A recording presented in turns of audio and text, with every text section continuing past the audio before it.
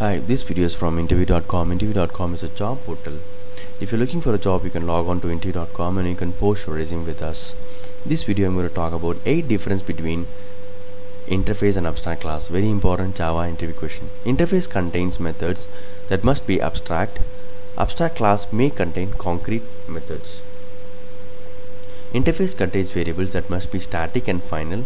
Abstract class may contain non-final and final variables.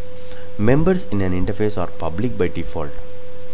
Abstract class may contain non-public members as well, because the methods inside the interface should be visible to the outside class. Interface is used to implements, whereas abstract class is used to extends.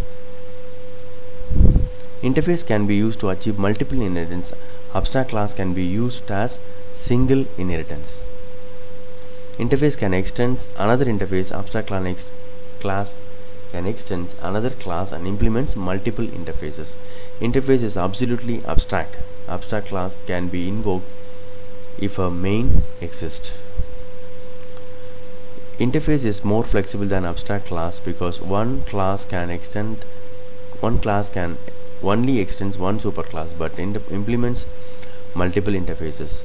Actually, if you use abstract classes, there is more coupling happens actually. So the subclasses knows lot of information about the parent class, but whereas interface, decoupling is really good.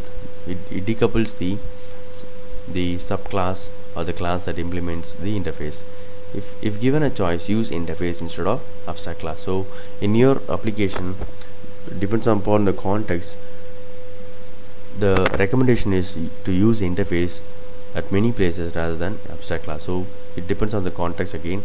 So the suggestion is try to use more interfaces than abstract class wherever is required. Hope this video is useful. Thank you and all the best.